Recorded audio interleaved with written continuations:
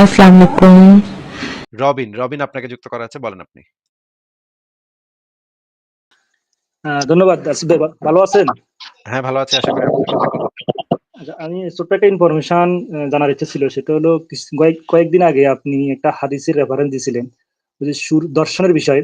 সুরমাদানিতে সুরমা কাঠি দোকানের ন্যায় যে ওমর রাদিয়াল্লাহু তাআলা আনহুর সময়, খেলাফতের সময় যে এক সাহাবী করছিল, এটা প্রমাণ হওয়ার পরও প্রমাণ করতে পারে না, এই জাতীয় একটা রেফারেন্স দিছিলেন, হাদিস থেকে বা ফিকা থেকে হোক, যে কোনো বই থেকে। ওটাকে হ্যাঁ, একটু হ্যাঁ। দেওয়া যাবে? হ্যাঁ, দেওয়া যাবে। আ একটু কষ্ট করে ভাই আমাকে দেন, আমি ভাই আপনার তো এখান থেকে খুবই সাউন্ড হচ্ছে। আপনি নিজেকে মিউট করে রাখেন, আমি দেখাচ্ছি।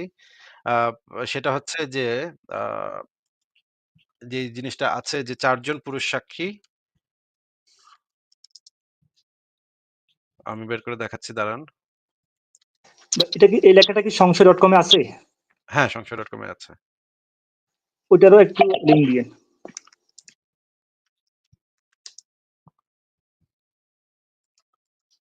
সংশয়.com এ একটা লেখা আছে ইসলামী শরীয়তে ধর্ষণের শাস্তি। সেই লেখাটার ভিতরে এটা আছে। পুরা জিনিসটাই আছে। আমি আপনাকে বের করে দেখাচ্ছি। উম এটা মানে ওমরের আমলে যে ইয়াটা হয়েছিল, যে ঘটনাটা ঘটেছিল সেটাও ওমরের যে ফিকা, সেই ফিকার ভিতরে আছে। ওমর যেভাবে মানে আইন কানুন পরিচালনা করতেন, এই লেখাটা হচ্ছে ইসলামী শরীয়তে ধর্ষণের শাস্তি। হ্যাঁ? এখানে যদি আপনি দেখেন তাহলে আ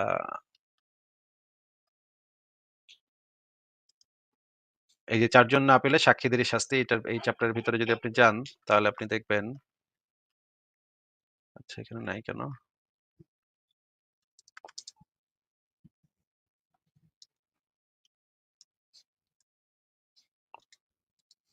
আচ্ছা, এখানে তো আমি এড করেছিলাম বলেই তো মনে পড়ছে। কিন্তু এখানে নাই কেন বুঝতে পারছি না। আচ্ছা, ৪ জন পুরুষ সাক্ষী, এই যে এই জায়গাটাতে দেখি।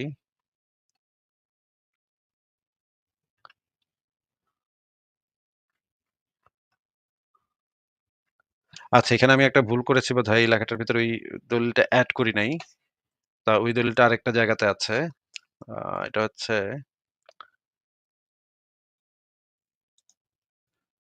এইখানে এই দলিলটা আছে। মুগিরা ইবনে শুবার কাহিনী এটা। সেটা আমি দেখাচ্ছি। এবার এই ধর্ষণের ওই লেখাটার ভিতরে এই জিনিসটা আমি এড করি নাই। কেন যেন আমি ভুলে গেছি এড করতে। কিন্তু এটা আছে। আ এটা কোথা থেকে দেখাচ্ছি সেটা আপনাকে বলে দিচ্ছি। আপনি মুগিরা ইবনে শুবার কীর্তি এই লেখাটা জ্ঞানকোষ পাতাতে এই লেখাটা খুঁজবেন, এই লেখাটা পাবেন। এই লেখাটার ভিতরে আপনি দেখবেন আল বিদায়া ওয়ান নিহায়াতে যে জিনিসটা দেয়া আছে, ৭ম খণ্ড ইসলামিক ফাউন্ডেশন, পৃষ্ঠা নাম্বার ১৫২ থেকে ১৫৫। এখানে দেখেন এই যে মুগিরা ইবনে শুবার বিরুদ্ধে অভিযোগ এসেছিল যে সে জিনা করেছে। পরে তারা হচ্ছে গিয়ে এই এই যে দেখেন, আমার নিকট একটি গুরুতর অভিযোগ এসছে। আমি আবু মুসাকে শাসনকর্তা রূপে করলাম। আবু মুসাকে বুঝিয়ে প্রেরণ করলাম। এখানে দেখেন মুগিরা আকিলা নামে তার তায়েব বংশোদ্ভূত এক কৃতদাসী আবু মুসাকে উপহার দিয়ে বলেন, "এটাকে পছন্দ করেছি। মেয়েটা খুব সুন্দরী, চালাক ছিল।" এবার খলিফা ওমর ১ম এ বাকরাকে জেরা করছিলেন। আবু বাকরা সাক্ষ্য দিয়ে বললেন যে তিনি মুগিরাকে দেখেছেন উম্মু জামিলের দুপায়ের মধ্যখানে তিনি সুরমাদানিতে সুরমা কাঠির ন্যায় ঢুকাচ্ছিলেন আর বের করছিলেন। খলিফা বললেন, "আপনি ওদের দুজনকে কোন অবস্থায় দেখলেন? আপনার প্রতি মুখ ফেরানো অবস্থায় নাকি পিঠ ফেরানো অবস্থায়?" আবু বাকরা বললেন, "ওরা দুজন আমার দিকে পিঠ ফিরে রেখেছিল।" খলিফা বললেন, "তাহলে আপনি মহিলার মাথা ও মুখ নিশ্চিত চিনলেন কি করে?" আবু বকর বলল, "আমি উপরে উঠে তা দেখেছি।" এরপর খলিফা শিবুল ইবনে মাবাদকে ডাকলেন। তিনিও একই সাক্ষ্য দিলেন। তারপরে নাফিও সাক্ষ্য দিলেন আবু বাকরের সাক্ষ্যের ন্যায়। জিয়াদের সাক্ষ্য কিন্তু ওদের মতো হলো না। জিয়াদের সাক্ষ্যটা একটু ভিন্ন ছিল। ৪ জনই ছিল কিন্তু জিয়াদের সাক্ষ্যটা ভিন্ন ছিল। জিয়াদ বললেন, "আমি মুগিরাকে দেখেছি জনৈক মহিলার দুপায়ের মাঝখানে বসা অবস্থায়। আমি দুটো রঙিন পা দেখেছি। সে পা দুটো নাড়াচাড়া করছিল। আমি দুটো উন্মুক্ত নিতম্ব দেখেছি। আমি চরম উত্তেজনাকর শব্দ শুনেছি।" খলিফা বললেন, "আপনি কি সুরমাদানিতে সুরমা কাঠি ঢুকানোর মতো দেখেছেন?" জিয়াদ বললেন, "না, তেমনটি দেখিনি।" খলিফা বললেন, "আপনি কি ওই মহিলাকে চিনতেন?" জিয়াদ বললেন, "না, তবে তার মতো মনে হয়েছিল।" খলিফা বললেন, ঠিক আছে, আপনি সরে দাঁড়ান।" বর্ণিত আছে যে এ সময় উমর তাকবীর ধ্বনি দিয়ে উঠলেন। তারপর নিশ্চিতভাবে মুগিরার ব্যভিচার প্রমাণ করতে না পারায় এই ৩ জনকে অপবাদের শাস্তিস্বরূপ বেত্রাঘাতের নির্দেশ দেন। মানে যে ৩ জন সাক্ষ্য দিচ্ছে সেই সাক্ষীদেরকেই বেত্রাঘাত করার নির্দেশ দিল। যেহেতু এই যে ৪ নম্বর জন বলছিল যে সে একদম সুরমাদানিতে সুরমা কাঠি ঢুকানোর মতো দেখে নাই। কিন্তু সে মহিলাকে চিনতে পারছে। কি ঘটনা কি সবই দেখছে কিন্তু এত সূক্ষ্মভাবে দেখে নাই। এই কারণে ওমর যে বিচারটা করল যে ৩ জনকে অপবাদের শাস্তিস্বরূপ বেত্রাঘাতের নির্দেশ দেন। প্রসঙ্গত খলিফা এই আয়াত তিলাওয়াত করেন যেহেতু তারা সাক্ষ্য উপস্থাপন করেনি, সে কারণে তারা আল্লাহর বিধানে মিথ্যাবাদী। সূরা নূর ২৪ এর ১৩। এখন কিন্তু ওমর কিন্তু জানতো যে এই যে বিচারটা সে করতেছে সেটা সে অন্যায় বিচার করতেছে। দেখেন এখানে এবার মুগীরা বললেন, "আমিরুল মুমিনিন, এই গোলামদের হাত থেকে আপনি আমাকে মুক্তি দিন।" খলিফা বললেন, "চুপ থাকুন। আল্লাহ চিরদিনের জন্য আপনার মুখ বন্ধ করে দিন। আল্লাহর কসম, আমি যদি সাক্ষ্য পূর্ণ হতো তবে আপনার আপনার মাথা আমি পাথর দ্বারা আপনাকে মানে পাথর দ্বারা আমি আপনাকে হত্যা করতাম। মানে পাথর দিয়ে থ্যাতলায়ে, পাথর মেরে, পাথর ছুঁড়ে তাকে হত্যা করা হইতো।" ওমর ঠিকই বুঝছে যে কাহিনী কি ঘটছে। ওমর ঠিকই জানে যে কাহিনী কি ঘটছে। ওমর এই বিষয়ে নিশ্চিত ছিল যে সে এই কামটা করছে। কিন্তু যেহেতু ৪ নাম্বার যে সাক্ষী ছিল, সে ৪ নাম্বার সাক্ষী সুরমাদানিতে সুরমা কাঠি ঢুকানোর মতো করে দেখে নাই। একটু কম দেখছে। এই কারণে সে এই বিচারটা করছিল। এটা আপনি আল বিদায়া ওয়ান নিহায়াতে পাবেন। রবিন, আপনি কি আর কিছু বলবেন? না আসিফ ভাই, ধন্যবাদ। আমি এই লেখাটাই খোঁজ করতেছিলাম, ইসলামী শরীয়তের দর্শনের শাস্তি। পাই নাই ওইখানে, এখন পাইছি। আপনাকে ধন্যবাদ। আচ্ছা, এটা জ্ঞান ইসলামী খুব শরীয়তের দর্শনের শাস্তি লেখাটার ভেতর এই দাঁড়ান, দাঁড়ান আপনাকে একটু মিউট করে কথা বলে নেই। আচ্ছা, মানে ইসলামী শরীয়তে ধর্ষণের শাস্তি এই লেখাটার ভিতরে এই জিনিসটা ঢুকানোর আমার কথা ছিল, কিন্তু আমি কি জন্য যেন ভুলে গেছি এটা ঢুকাইতে। আ ওই লেখাটার ভিতরে বোধহয় এই দলিল, এই রেফারেন্সটা আমি এড করি নাই। দেখি আমি কালকে পরশু এড করে ফেলবো। কিন্তু এই রেফারেন্সটা অন্য জায়গাতে আছে। রবিন ভাই, আর কি কিছু বলবেন আপনি? না, ধন্যবাদ ভাই। আমি ইউটিউব থেকে শুনবো আপনাকে। ধন্যবাদ। ঠিক আছে, তাহলে বিদায় জানাই আপনাকে। ভালো থাকবেন। ঠিক আছে, ওনাকে বিদায় জানালাম। তাহলে পরের জনকে যুক্ত করি। আ রনি আপনাকে যুক্ত করা আছে। বলেন আপনি। আসিফ রনি ভাই ভালো আপনাকে, আছেন? হ্যাঁ, ভালো আছি। আশা করি আপনিও ভালো। বলেন তাহলে। আমার একটা বিষয় জানার ছিল। হ্যাঁ, হ্যাঁ, বলেন। আমরা যখন চা দোকানে বসি, আইপিএল বা বিপিএল খেলা চলে। আমরা বন্ধু-বান্ধব সবাই মিলে দেখি, ম্যাচের ধরেন গুরুত্বপূর্ণ সময়ে হঠাৎ কইরা কয়েকজন মোল্লা শ্রেণী বলেন বা হুজুর বলেন, এই ৭-৮ জন মানুষ আসে। আসেন আপনারা একটু আসেন, কথা শুনেন। এইরকম কইরা ধরেন কাঠগড়া আসামির মতো আমরা সবাই দাঁড়াইতে হয়। খেলাটা টিভিটা বন্ধ কইরা দিয়া উনার সামনে দাঁড়াইলাম। বিভিন্ন বিষয়ে আমরা দুনিয়াতে কেন আসছি, এটা হইছে, সেটা হইছে। এরকম কইরা ধরেন ০.৫ ঘন্টা সময় আমাদের করে। এরপরে নাকি এটা পরে এশারের নামাজের পরে আমরা আরো বিস্তারিত আলোচনা করবো। আপনারা আসিয়েন, দাওয়াত রইলো। আসবেন কিনা ইনশাআল্লাহ বলেন, কথা দেন। এই ধরনের কি কোন ইসলামে কোন জায়গায় কি আছে এরকম মানুষকে বিরক্ত করা? হ্যাঁ, ইসলামে তো আছে। নবী মোহাম্মদ নিজেও তো এইভাবে বিরক্ত করতো মানুষকে। কি বলবো ভাই? ডিস্টার্ব করতে এখন এগুলা তো আছে। দাওয়াত দেয়া, এখন ভাই এগুলা তো দাওয়াতি কাজকর্ম করা, এগুলা তো ইসলামের ভিতরে আছে। মানুষকে তো ডিস্টার্ব করা, মানুষকে খালি কোরআন হাদিস মরার পর কি হবে এগুলা নিয়ে গ্যাস করা, কানের সামনে আইসা, মরার পরে এই ফেরেশতা আইসা পিটাইবো, ওই ফেরেশতা আইসা পিটাইবো, জাহান্নামে নিয়ে আগুনে পুড়াইবো। এগুলা জ্ঞান করা, এগুলা আছে ইসলামের ভিতর। এই বিষয়গুলা তো যারা মুসলিম তারা তো জানে। তাহলে নতুন করে তাদেরকে আবার কেন জানাইবো? এটা তো আমি মনে করি ওই যে বা মনে করায় বিভ্রান্তি দিবে, করা। বারবার ঘ্যান করে আপনারা এগুলোর ভিতরে আবার নিয়ে যাবে। আচ্ছা। তাহলে এটা হাদিসে আছে এরকম? অবশ্যই কোরআন হাদিসে যেগুলো আছে যে আপনাকে বারবার আপনাকে মনে করায় দিবে, আপনাকে জ্ঞান করবে কানের সামনে, আপনারে জাহান্নামে নিয়ে যেয়ে আপনার উপরে কি মারপিট হবে সেগুলা সারাক্ষণ আপনারে মনে করায় দেয়। এটাই ইসলামের বিধান। ও, যদি ধরেন ভুলে যাই আমি এইজন্য আবার মানে এইভাবে করব। এটাই। এটাও আছে। হ্যাঁ, ভুলে গেলে যে ইসলাম যে জিনিসটা বলে, এই জিনিসটা হচ্ছে যে দেখেন, একজন মানুষের থেকে কিন্তু একজনের থেকে বেশি ধার্মিক আরেকজনের পাওয়া যায় সবসময়। দেখা যায় এ এতটুকু ধার্মিক, তার থেকে আরেকজন একটু বেশি ধার্মিক, তার থেকে আরেকজন আরেকটু বেশি ধার্মিক, এবং মানুষ এই জিনিসটা সবসময় চায় নিজেকে ধার্মিক হিসেবে প্রমাণ করার জন্য, এবং মানুষ এইজন্য আ আপনাকে আইসা অযাচিতভাবে আপনাকে আইসা উপদেশ দেয়া শুরু করবে, ধর্ম পালনের উপদেশ দেয়া শুরু করবে যে, ধর্ম করো, নামাজ পড়ো, রোজা রাখো, এটা করো, সেটা করো। এইটা বইলা আপনাকে সে বুঝাইতে চাইবে যে সে আপনার থেকে বেশি ধার্মিক, সে আপনার থেকে বেশি আল্লাহভীরু, এবং এইটার থেকে সে এক ধরনের স্যাটিসফ্যাকশন পাবে। এটা হচ্ছে এক ধরনের মানুষের এক ধরনের মেন্টাল স্যাটিসফ্যাকশন তাদেরকে দেয় যে, আমি নীতি নৈতিকতার মানদণ্ডে আমি অমুকের থেকে উপরে আছি। এই যে স্যাটিসফ্যাকশনটা, সেটা ধর্ম প্রচারের মাধ্যমে সবচাইতে বেশি পাওয়া যায়। মানুষের ভিতরে এই প্রবণতা আছে যে অন্যকে উপদেশ দিয়া, নিজে হয়তো সে নিজেই হয়তো নামাজ পড়ে না। কিন্তু সে আপনারে মানে ঢাইলা উপদেশ দিব যে নামাজ কেমনে পড়তে হয়, কেন পড়া উচিত, এগুলো আপনার ঢাইলা উপদেশ দিব। তো এই জিনিসগুলা অত্যন্ত বিরক্তিকর সভ্য সমাজে। এই জিনিসগুলো অত্যন্ত বিরক্তিকর। সভ্য সমাজে কেউ কাউকে ধর্ম নিয়ে কোনো প্রশ্ন করে না। ধর্ম পালন করতে হবে কি করতে হবে না, এগুলো নিয়ে কেউ কোনদিন জিজ্ঞাসা করে না। তো এই জিনিসগুলা হচ্ছে মুসলিম সমাজের মধ্যেই বেশি দেখা যায়। অন্য ধর্মগুলোর ভিতরে আছে, কিন্তু মুসলিম সমাজে একটু বেশি দেখা যায়। এখন হ্যাঁ, এরকম ধরেন আমারে যখন এটা প্রশ্ন করছে বা এইসব বিষয় বলল, বলার পরে তখন তো আর কিছু বলি নাই। পরের দিন দুপুরে আমি উনাদের মধ্যে ৭-৮ জনের মধ্যে একজনকে পাইছি। যেহেতু আমাদের ইয়াতে আসছে। আমি পাইছি আর আমি উনারে একটা প্রশ্ন করলাম যে, "ভাইয়া একটা কথা বলি?"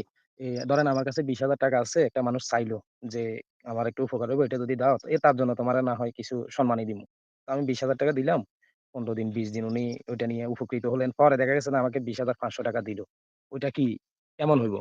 তখন ও বলল যে, "এটা নাকি এ সুদ, টাটকা সুদ, এটা হারাম। এটা নাকি খাইলে মায়ের সাথে জেনা করা।" ওই ধরনের মানে একটা দেখাইলো। তো আমি বললাম যে, "তাহলে কি বার্ষিক যে ওয়াজ মাহফিল হয় আমাদের এখানে, এ তখন যে একটা হুজুর নিয়ে আসে ৬০,০০০, ৭০,০০০ ছাড়া তো উনি আসে না। তাহলে ওইটা কি হয়?" তখন আর উনি কোন কথাই বলল না। আসলে কি এইটা কি আছে কিনা যে আমাদের বার্ষিক একটা বছরে আমার একটা ওয়াজ মাহফিল হয় শীতকালে। তো হওয়ার সময় যখন একটা বক্তাকে নিয়ে আসা হয় তাদের তো চুপে হোক, প্রকাশ্যে হোক, যেভাবে হোক ৬০,০০০, ৭০,০০০ নরমাল যেগুলো আছে ৬০,০০০, ৭০,০০০ টাকা দিয়ে যা আনে, এগুলা কি কোন ইসলাম আছে কিনা বা এগুলা কেন টাকাগুলা নেয় বা দিতে হয়? ইসলামে যে জিনিসটা আছে যে ইসলাম শিক্ষা, দিন ইসলাম শিক্ষা, কোরআন শিক্ষা এগুলোর মাধ্যমে কোনো ধরনের অর্থ গ্রহণ করা এটা সম্পূর্ণভাবে হারাম। এটা আল্লাহ পাকও হারাম করেছে এবং এটা নবী মুহাম্মদও হারাম করেছে। ইসলাম শিক্ষা দেওয়ার মাধ্যমে কোনো অ অর্থ গ্রহণ করা এটা যাবে না। কিন্তু আলেমরা আবার এই জিনিসটার উল্টায় দিছে। আলেমরা এটার উল্টায় দিয়ে তারা আ এক ধরনের বাটপারি করছে। আমি আপনাকে ভিডিওটা দেখাই। তাহলে ভিডিওটা দেখলেই আপনি বুঝবেন। ভিডিওটা এবং এটার সাথে যে আ হাদিস, কোরআন এবং হাদিসগুলা সেগুলো আমি আপনাকে দেখাই। তাহলে আপনি এই জিনিসটা ধরতে পারবেন যে আলেমরা কত বড় বাটপার। নিজেদের সুবিধার জন্য আল্লাহ এবং তার রাসূলের বক্তব্য চেঞ্জ করে দিছে। দেখেন আ কোরআন শিক্ষা দিয়ে যে অর্থ গ্রহণ এটা ইসলামে সম্পূর্ণ হারাম। দেখেন এখানে হাদিসে যে জিনিসটা বলা আছে যে রাসূলুল্লাহ সাল্লাল্লাহু আলাইহি সাল্লাম বলেছেন, "যে ব্যক্তি কোরআন শিক্ষাদানের উপর একটি ধনুকও গ্রহণ করবে, আল্লাহ তাআলা কিয়ামতের দিন তার পরিবর্তে জাহান্নামের আগুনের ধনুক তার গলায় লটকাবেন।" এই জিনিসটা মানে হাদিসে বলা আছে, কোরআনেও এই জিনিসটা বলা আছে। আ আপনি দেখেন এবার আমরা শুনি যে আহমদুল্লাহ সাহেব কি বলেন। কোরআন শিক্ষা দিয়ে টাকা খাওয়া জায়েজ আছে কিনা? একটু সুন্দর করে প্রশ্নটা করতেন ভাই, এভাবে কইলেন ডাইরেক্ট টাকা খাওয়ান জায়েজ আছে কিনা? ভাই, এক হাদিসে তো পরিষ্কার ভাবে এক সাহাবী কোরআন শিক্ষা দিয়ে কিছু গ্রহণ করছেন, নবী সাল্লাল্লাহু আলাইহি ওয়াসাল্লাম তাকে ভর্ৎসনা করেছেন। এইজন্য কোরআন শিক্ষা দিয়ে টাকা পয়সা নেওয়া, লেনদেন করা এটা মূল বিধান হলো নাজায়েজ। কিন্তু সারা পৃথিবীর ওলামায়ে মুতাআখিরিন সবাই একমত হয়েছেন যে দ্বীন শিক্ষা দেওয়ার জন্য যারা নিজেদের সময় ব্যয় করবে তাদের জন্য যদি পারিশ্রমিক নির্ধারণ করা না হয় তাহলে দ্বীন শিক্ষা দেওয়ার কোনো মানুষ পাওয়া যাবে না। আর তারাই বা কিভাবে চলবে? এই জন্য তাদের প্রয়োজন অনুযায়ী তারা চাইলে পারিশ্রমিক নিতে পারবে। এই ব্যাপারে কোনো আলেমের, পৃথিবীতে কোনো আলেমের কোনো দ্বিমত নাই। দেখলেন যে নবী মোহাম্মদ বলছে যে কোরআন এবং ইসলাম ইলম শিক্ষা দিয়ে এই যে ইসলামের জ্ঞান দিয়ে একটা ধনুকের টাকা একটা সামান্য কিছু গ্রহণ করাও ইসলামে সম্পূর্ণভাবে হারাম। কিন্তু ওলামায়ে মাশাইখিন নাকি এই বিষয়ে একমত হয়েছেন যে এটা করা যাবে। ভাই নবীর কথার উপরে মানে মানে হুজুররা কেমনে একমত হইলো বুঝলাম না তো। এটা তো আমার মাথায় ঢুকলো না। নবী যেখানে হুকুম দিয়ে গেছে সেখানে আমরা দেখি এই যে দেখেন বুখারী শরীফের যে ১ম পাতাটাতে যে জিনিসটা বলা আছে দেখেন, শরীয়তের মূল উৎস হচ্ছে ওয়াহী। ওয়াহী ২ প্রকার। ওয়াহী মাতলু আর ওয়াহী গাইরে মাতলু। দ্বীনে ইলাহির ভিত্তি শুধুমাত্র ২ টি জিনিসের উপর প্রতিষ্ঠিত। ইজমা ও কিয়াস কোন শরঈ দলিল নয়। বরং যে কিয়াস এবং ইজমা ওয়াহির পক্ষে অর্থাৎ কুরআন ও সুন্নাহ মোতাবেক হবে তা গ্রহণযোগ্য। আর যেটা বিপক্ষে যাবে সেটা পরিত্যাজ্য ও অগ্রহণযোগ্য। আ এই বিষয়ে মানে সরাসরি এই যে দেখেন বুখারী শরীফের ইসের ভিতরে ব্যাখ্যার ভিতরে এই জিনিসটা বলে দেয়া আছে কি ইজমা কিয়াস কোন শরঈ দলিল নয়। যে ইজমা কিয়াস কোরআন এবং সুন্নাহর পক্ষে যাবে সেটা গ্রহণযোগ্য, যেটা বিপক্ষে যাবে সেটা পরিত্যাজ্য। এই যে আহমদুল্লাহ যে ইজমা বলল সারা পৃথিবীর সমস্ত আলেমের ইজমা আছে। এই ইজমা তো সরাসরি সুন্নাহর বিপরীতে গেছে এবং এটা তো পরিত্যাজ্য হওয়া উচিত, হওয়ার কথা হিসাব অনুসারে। তো এবং কোরআনে যে জিনিসটা বলা আছে ৭২ নম্বর সূরার ২৩ নম্বর আয়াতে বলা আছে, যে কেউ আল্লাহ ও তার রাসূলকে অমান্য করে তার জন্য রয়েছে জাহান্নামের আগুন। মানে রাসূলের কথা যে অমান্য করলো সে কিন্তু জাহান্নামের আগুনে পুড়বে। এই হুজুর কিন্তু জাহান্নামের আগুনে পুড়বে। এবং একটা হাদিসে বলা আছে দেখেন হাদিস সম্ভারের ১৪৯৯ তে বলা আছে আমাকে রাসূলুল্লাহ বলেছেন, "হে শোনো, আমাকে কুরআন দান করা হয়েছে এবং তারই মতো সুন্নাহ দান করা হয়েছে।" এই যে এই কোরআন এবং হাদিস ২ টাই কিন্তু নবীকে দান করা হয়েছে। এই ২ টা দিয়েই যদি কেউ কোনো অর্থ গ্রহণ করে তাহলে কিন্তু সে জাহান্নামী। এবং আরো যে দরস ইবনে মাজা গ্রন্থে যে জিনিসটা বলা আছে যে আ মোট কথা রাসূলুল্লাহ যা কিছু করেন বা সমর্থন করেন সবই ওহী নির্ভর। আর এসবের সমষ্টি হলো সুন্নত। আমাদেরকে কুরআন আল্লাহ পাক রাসূলের ইত্তিবা করার আদেশ দিয়েছেন। অর্থাৎ তার সুন্নতের অনুসরণের আদেশ দিয়েছেন। সুতরাং সুন্নত আল্লাহ পাকের পক্ষ থেকে উম্মতের জন্য তথা সরই প্রমাণ সাব্যস্ত হলো। তাহলে দেখেন যে আহমদুল্লাহ তো সম্পূর্ণভাবে বাটপারি করতেছে এবং সারা পৃথিবীর সমস্ত আলেমও যদি একমত হয় তাতেও তো এই হাদিসটা তো পরিবর্তন হয়ে যাবে না। হাদিসটা তো এইরকমই থাকবে। নবীর বিধানটা তো কেউ পরিবর্তন করতে পারে না নবী ছাড়া। নবী এবং আল্লাহ ছাড়া নবীর বিধানটা তো আর কেউ কোন আহমদুল্লাহ তো এটা পরিবর্তন করতে পারে না। রনি ভাই আপনি কি বুঝতে পারছেন কথা? জি ভাই, বুঝতে পারছি। এখন আমার তো একটা মনে সন্দেহ জাগে যে ইসলাম ধর্মটা তো তাহলে তো লবণ আর চিনির মতো শরবত হয়ে গেছে। যে কেউ লবণ দিচ্ছেন, কেউ চিনি দিচ্ছেন। শুধু লবণ চিনি না অনেক কিছু দিয়া ফেলছে। হ্যাঁ? অলরেডি অনেক কিছু মানে ঘটনা ঘইটা গেছে। অনেক আগে থেকেই ঘটনা ঘইটা গেছে। নবী মোহাম্মদের মৃত্যুর সাথে, সাথেই ঘটনা ঘটা শুরু হয়ে গেছে।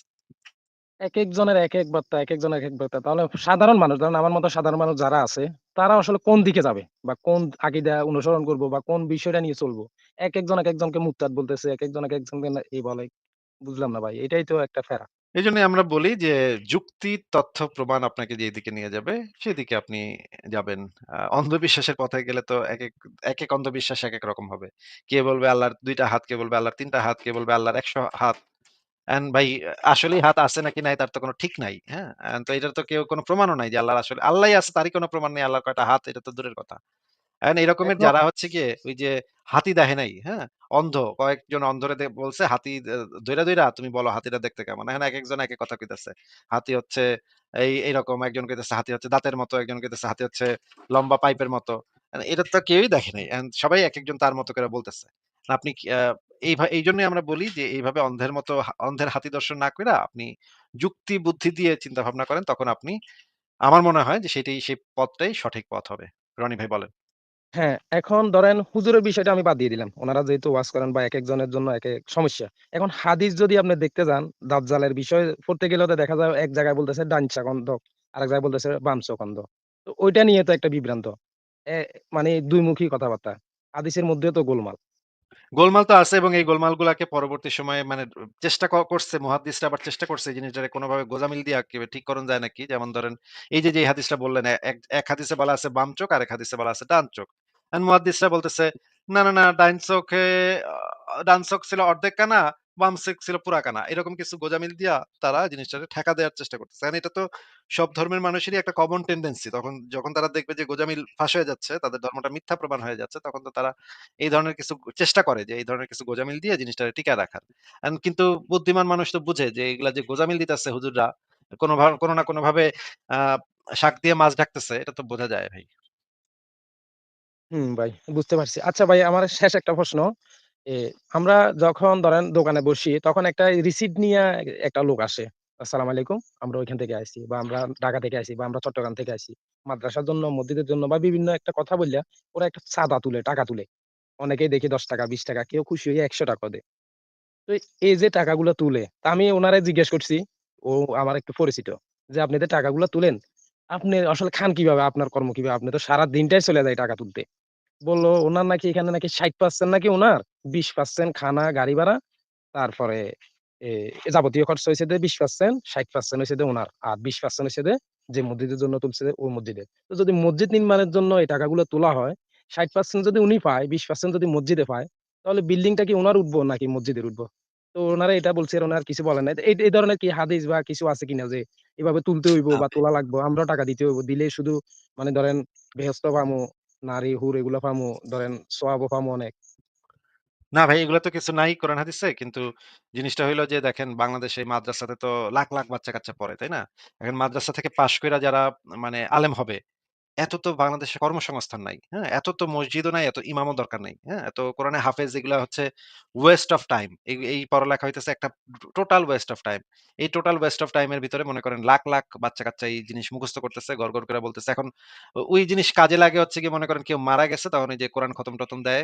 রোজার মাসে একটু কোরআন খতম-টতম দিতে হয়। তাদেরকে একটু পেটে ভাতে দিয়া দিতে হয় যে, "আসো একটু কোরআন খতম দিয়া যাও, তোমাদের খাওয়াই দিবনে।" অ্যা সন্ধ্যার সময় মানে ইফতারটা করায় দিবনে, রাতের বেলা খায়া যাও। রাতের বেলা একটু মুরগি-টুরগি খাওয়াই দিল। কিন্তু মানে এইটার এই কাজের জন্য তো লাখ, লাখ, লাখ, লাখ, লাখ, লাখ মানুষ কোটি, কোটি মানুষের দরকার নেই আসলে। হ্যাঁ? এটা কিছু মানুষ থাকলেই আমাদের চলত। কিন্তু সমস্যাটা হয়ে গেছে যে এই পরিমাণ এত পরিমাণ মানুষ এই মাদ্রাসা শিক্ষার ভিতরে ঢুকছে এবং যারা দরিদ্র অসহায় তাদেরকেও এমনভাবে এই মাদ্রাসা শিক্ষার ভিতরে নিয়ে আসা হইছে। এখন সংখ্যায় হয়ে গেছে তারা অনেক কয়েকশো গুণ বেশি এবং তাদের কোনো কর্মসংস্থান নাই। এরা তো ভাই কেউ নাসাতে চাকরি পাবে না, এরা তো কেউ গুগলেও চাকরি পাবে না, এরা ফেসবুকেও চাকরি কোনো জায়গায় এরা একটা ভালো জব যেটা যে একটা মনে করেন একটা মাল্টি ন্যাশনাল কোম্পানিতে একটা ভালো চাকরি, একটা ভালো জীবন, একটা ভালো পরিবার নিয়ে বেঁচে থাকা, এই জীবন তো তারা পাবে না। এখন তাদেরও তো একটা কর্মসংস্থান দরকার। এখন এই কারণেই এই জিনিসগুলার উদ্ভব হইছে যে ওয়াজ ব্যবসা, তারপরে হচ্ছে এই যে দেখেন আপনি দেখবেন যে মাদ্রাসাতে ছোট, ছোট ছেলেপেলেরা শুক্রবার মানে এই যে ঈদের দিন গরুর চামড়া নেয়ার জন্য এসে দাঁড়ায় থাকতো আমাদের বাসার সামনে। হ্যাঁ? গরুর চামড়া দেন, গরু। এই যে বাচ্চাগুলারে যে মানে পাঠায় দেয়া হচ্ছে, বাচ্চাগুলার পরিবার কিন্তু জানে না যে বাচ্চাগুলারে দিয়ে এই কাজ করানো হচ্ছে। কোরবানির দিন সারাদিন তারা রাস্তায়, রাস্তায় ঘুরে এবং মানুষের কাছে এই যে কোরবানির চামড়া চায়। এখন এই বাচ্চাগুলার তো আসলে কি করবে? এই বাচ্চাগুলার যে মাদ্রাসাটা, সেই মাদ্রাসাটা টিকায় রাখতে হইলে এই বাচ্চাগুলারে দিয়েই তারা মাদ্রাসাটাকে টিকায় রাখে এবং আরো মাদ্রাসায় বাচ্চা ভর্তি করে যেন তাদেরকে দিয়ে আরো ইনকাম তারা করতে পারে। এখন এটা একটা চক্র হয়ে গেছে। এটা একটা মানে দুষ্ট চক্রে পরিণত হইছে। যে দুষ্ট চক্রের ভিতরে একবার ঢুকলে আর বাইর হওয়ার কোনো উপায় নাই। এবং এই জিনিসটা উত্তরোত্তর বাড়তেই থাকবে। মানে কর্মসংস্থান নাই এবং সংখ্যায় তারা বাড়বে, তখন তারা আরো বেশি এই রকমের মানুষের সংখ্যা আরো বাড়বে। এই যে যার কথা আপনি বললেন, তাকে হয়তো এটাই চাকরি দিয়ে দিছে যে তুমি গিয়া জায়গায়, জায়গায় টাকা তুলবা। তোমার ৬০% তোমার, ২০% ওই মসজিদে দিলেই হইব। তো ওই ৬০% সে তার কর্মসংস্থান হিসেবে এটা সে চাকরি হিসেবে নিয়ে নিচ্ছে। যেহেতু তার কোনো কর্মসংস্থান নাই, সেহেতু সে এইটাকে একটা চাকরি হিসেবে মানুষের কাছে থেকে ভিক্ষা নেয়া, চায়া-চুয়া টাকা নেয়া, আল্লাহ রাসূলের দোহাই দিয়ে টাকা নেয়া, এটাই সে একটা মানে হিসেবে নিয়ে নিচ্ছে, চাকরি হিসেবে নিয়ে নিচ্ছে। এখন ভাই এটা তো এই রকমের সমাজে এইটাই হওয়ার কথা, এটাই হবে। এখন এই জিনিসটা তো এইখান থেকে বাইর হওয়ার উপায়টা ছিল তাদেরকে যদি আমরা ঠিকভাবে শিক্ষিত করতে পারতাম, মাদ্রাসাতে যদি ঠিক শিক্ষাগুলা দেয়া হইতো এবং তাদের একটা কর্মসংস্থানের ব্যবস্থা করা যাইত। একটা কম্পিউটার অপারেটর হিসেবে যদি তাদেরকে একটা শিখানো যাইত যে কম্পিউটারটা অপারেট কিভাবে করতে হয়, একটা ফটোশপের কাজ কিভাবে করতে হয়। এই জিনিসগুলো যদি তাদেরকে শেখানো যাইত তাইলে তারা তো নিজের কাজ নিজে করে নিতে পারত। কিন্তু তাদের তো ভাই কি করবে তারা? তাদেরও তো আমি আসলে দোষ দিয়ে কিছু মানে তাদেরও তো যে দোষ দেয়া যায় এরকম আমি বলতে পারতেছি না রনি ভাই। আমি একটা মজার বিষয় আছে যে লোকটা টাকা তুলে তারে আমি ব্যক্তিগতভাবে উনারে চিনি। উনার কি বলবো? উনার বিয়ে করছে উনি ৪ টা। বুঝছেন? মাশাআল্লাহ, অলরেডি মাশাআল্লাহ। এটা দিয়ে এভাবে টাকা চুইয়া টাকা খায় এরা ৪ টা বিয়ে করে ফেলাইছে। সে তো মাশাআল্লাহ এক্কারে নবীর সুন্নত ফলো করছে দেখা যায়। নবীর মতো এ অবস্থা। এ এখানে হিলটেক্স এর কেউ থাকলে উনি চিনে যাইবো। পাড়ার কেউ যদি থাকেন। ৪ টা বিয়ে করছেন, ৬০% টাকা নেয় বুঝছেন? এখন আমি কিন্তু দোকান পুরা মানুষ। উনারে আমি কাউন্টার দিয়ে বসছি। যে মাশাআল্লাহ দিলে আপনি তো বিয়ে তো করছেন মনে হয় কয়টা? ৭ টা নি না? না ভাই আমি ৪ টা করছি। ও আচ্ছা, আচ্ছা, মাত্র, আচ্ছা। মাত্র ৪ টা হ্যাঁ, করছেন আপনি এটা নিয়ে এত কথা বলেন ভাই। এ না আমি ৭ টা বলছি। ৭ টা বলছি যাতে সত্যিটা বলে। তখন বলছে যে ৪ টা। ৪ টা করছেন। তো আপনার কাজ কি? আমি তো আপনারে তো কোনো কাজ করতে দেখি নাই। করেন এইটা। সে তো টাকাগুলো চাইল্ড নিয়ে নিয়ে তো সারাদিনই বিজি থাকার কথা। সে আর কাজ করব কখন? টাকাগুলো তুলে দেখেন। ওই টাকা দিয়ে উনার সংসার চলে। উনি চলে না, উনি যে খায় চলে ওইটা নিয়ে আমার কোনো ইয়া নাই, হিংসা নাই, ইয়া নাই। কিন্তু যে এটা এক ধরনের চিটিংবাজি বা জালিয়াতি না? যে টাকাগুলা মানুষের আবেগপূর্ণ হয়ে দিয়ে দিচ্ছেন। কেউ ৳৫০ দিচ্ছেন, কেউ ৳১০০ দিচ্ছেন, ৳১০-৳২০ করেও দিচ্ছেন।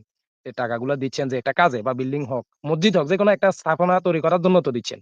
তো ওইখান থেকে যদি ৬০% এ উনার চইলা যায়, ২০% যদি উনার খরচে চইলা যায়, তাই ৮০% এ চলে গেল। আর ২০% দিয়ে কোন জীবন এটা হবে তার মানে ব্যবসাটা আজীবন চলতেই থাকবো। নাকি? হ্যাঁ, মসজিদ হইব না। মসজিদ যতদিন না হইব ততদিন তো তার ইনকামটা চলব, তাই না? সেও তো চাইব না মসজিদটা আল্টিমেটলি কমপ্লিট হোক বা মাদ্রাসাটা আল্টিমেটলি তাইলে তো এটা তো মানে কর্মসংস্থান নষ্ট হয়ে যাবে তার। ভাই তার পেটে লাথি মেরেন না। আপনি এমন চায়েন না যে মসজিদটা তাড়াতাড়ি হয়ে যাক। মসজিদটা যেন আগামী ১০০ বছরের ভিতরে না হয়। সে যেন ১০০ বছরে করে খাইতে পারে। ঠিক আছে রনি ভাই তাহলে আজকে আপনাকে বিদায় জানাই। হ্যাঁ, ঠিক আছে ভাইয়া। ধন্যবাদ। আচ্ছা ঠিক আছে ভালো থাকেন। মজার কথা শুনলাম চা চায়ের বিবি নিয়া বেচারা। মেসিয়া ভাই কি